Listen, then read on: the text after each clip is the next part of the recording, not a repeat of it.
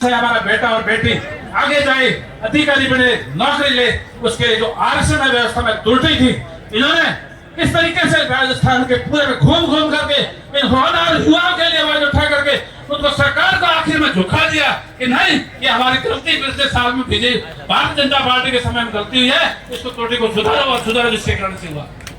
आखिर में संत सूरदास जी खेमसर के मठाधीश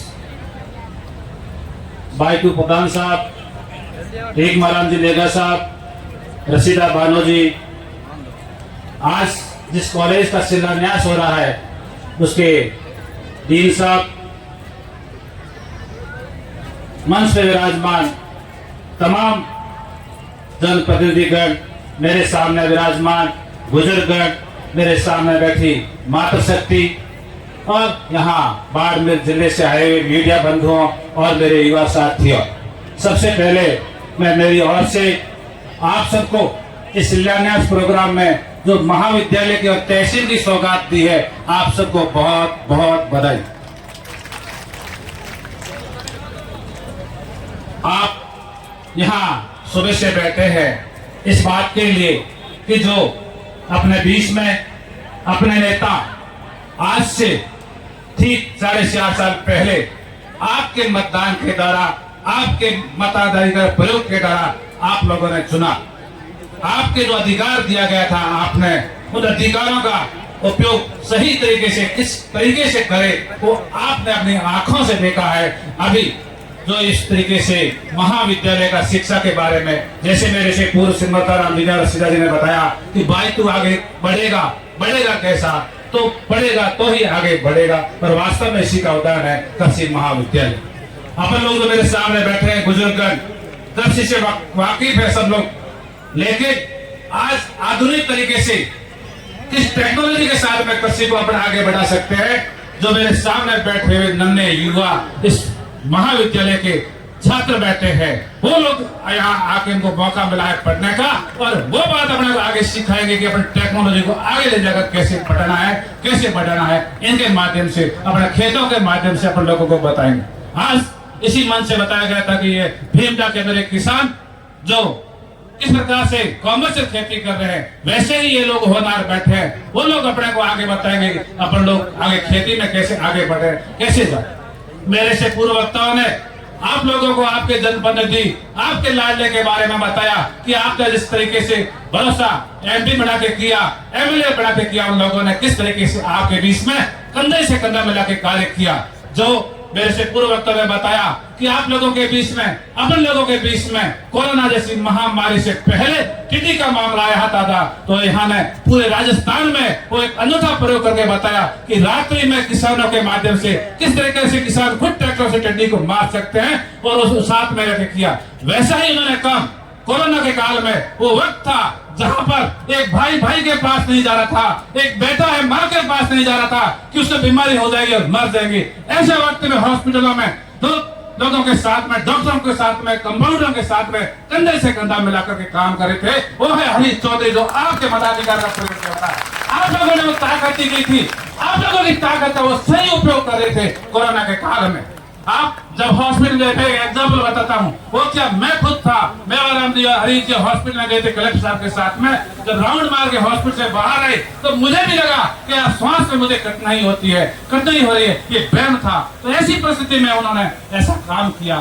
यहाँ के बायतू के लोगों को लगा कि मेरे यहाँ के लोग की तकलीफ में है, कोरोना काल में बाढ़ में हॉस्पिटल में बेड नहीं मिल रहे हैं, तो ऐसी परिस्थिति में उन्होंने वहाँ बायतू के अंदर ऐसा हॉस्पिटल बनाया, सामने में ऐसा हॉस्पिटल बनाया जो विश्व में सुविधा कहीं नहीं थी, वो बायतू में थी। ऐसे मरीज जो जोधपुर जाकर के वापस कहीं जगह नहीं मिलती, बायतू आए थे और वो इलाज होकर के सही हो रहे थे। ये है हरीश चौधरी के काम, वो काम बोलता है और वो काम किसके वजह से किए? आप लोगों की वजह से किए, आपकी ताकत की वजह से किए, आपका जो आशीर्वाद किया उसकी वजह से किए। और आगे भी काम, यदि आप लोगों का आशीर्वाद ऐसे व्यक्ति के साथ में रहेगा, ऐसे काम किया रहेगा, तो निश्चित तौर पे कंधे से कंधा मिलाकर आपके साथ में हर समय खड़े रहेंगे। इन लोगों ने महसूस किया कि मेरे होनहार जो जनप्रतिनिधि है, मुझ लोगों ने जो वोट दिया, मुझे ताकत दी, उन लोगों के शिक्षा के बारे में मैं क्या करूं। तो हर गांव, जहां बड़े बड़े गांव है, बाटड़ू है, परेऊ है, तमाम गांव जहां ज्यादा जनसंख्या है, लोगों की इच्छा थी, ये भी नहीं उन्होंने खुद ने किया, लोगों की डिमांड की कि हमारे होनहार लोगों के लिए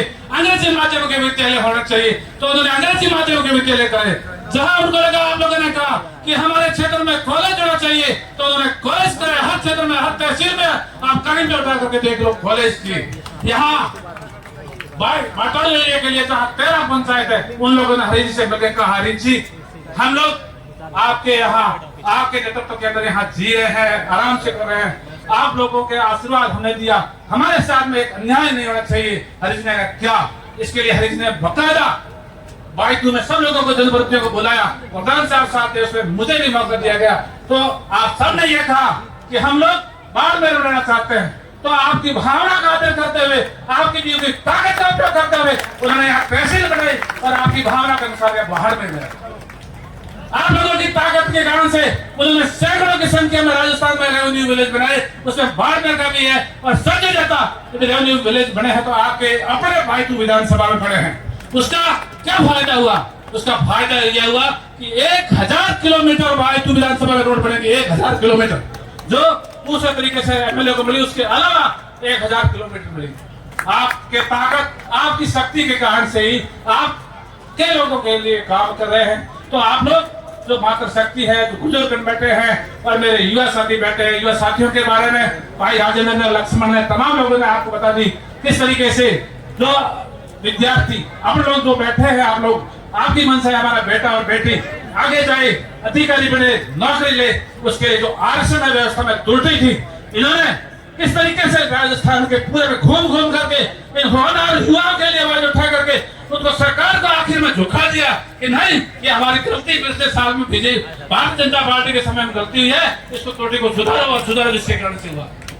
आखिर में मैं आप लोगों से यह कहना चाहता हूँ कि जिस तरीके से आपकी दी हुई ताकत के माध्यम से हरीश जी ने हर जगह शैक्षणिक संस्थाएं, चाहे कॉलेज हो, कृषि कॉलेज हो, इंग्लिश विद्यालय हो, किस तरीके से व्यवस्था की गई है, उन खुलने से कुछ नहीं होगा यदि आप लोग सत्र को जागरूक नहीं रहेंगे, अपने बेटे और बेटी के लिए सचेत नहीं रहोगे, विद्यालय में समय पर नहीं भेजोगे और भेजने के बाद में यदि ध्यान नहीं रखोगे तो आगे नहीं बढ़ पाएंगे। हरीश जी की और आपकी जो भावना है वहाँ लक्ष्य तक नहीं पहुंच जाओगे। इसलिए सब लोगों की अपनी जिम्मेदारी है कि अपने होनहार बेटों के लिए, बाइक आगे बढ़ने के लिए, इनको बच्चों को और बच्चियों को किस तरीके से आगे बढ़ा करके आगे बढ़ाए, ये अपन सबके ऊपर निर्भर है। इसके साथ साथ में शिक्षा के साथ में आज के समय में जिस तरीके से पुराने समय में अपन लोग एक दूसरे की आदर और सम्मान करते थे, उस सम्मान में कहीं न कहीं कमी आई है। उस सम्मान को वापस बरकरार रखने के लिए अपन सबके ऊपर ही भरोसा ताकत है। यदि सब लोग मिलकर के, हर परिवार, हर व्यक्ति ध्यान रखेगा कि नहीं, संस्कार होना चाहिए, बड़े की इज्जत करनी चाहिए, महिला की इज्जत करनी चाहिए, बच्चों की इज्जत करनी चाहिए, तो यदि अपन लोग संकल्प लेंगे तो कोई नहीं टाल सकता उस पुराने संस्कार को। अपन को आगे बढ़ने से कोई नहीं रोक सकता। मुझे यहाँ बुलाया, बोलने का मौका दिया, इसलिए आप सबको धन्यवाद और धन्यवाद देना चाहता हूँ कि आप लोग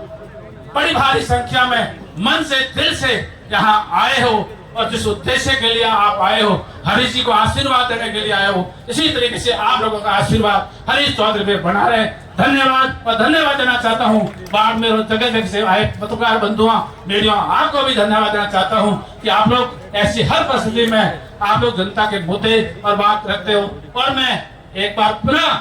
मेरे सामने बैठी हुई बहनें और माताओं, आपको धन्यवाद देना चाहता हूँ कि आप किस तरीके से आए हो। हरीश चौथा इलेक्शन है, युवा के माध्यम से, जनता लड़कों के माध्यम से, युवा शक्ति के माध्यम से लड़ रहा है और आने वाला समय हमारा नेता कौन होगा ये महिला इस तरह करेगी कि वो होगा। इसलिए आप भारी संख्या में आए, इसलिए आपको बहुत बहुत धन्यवाद। और महाराज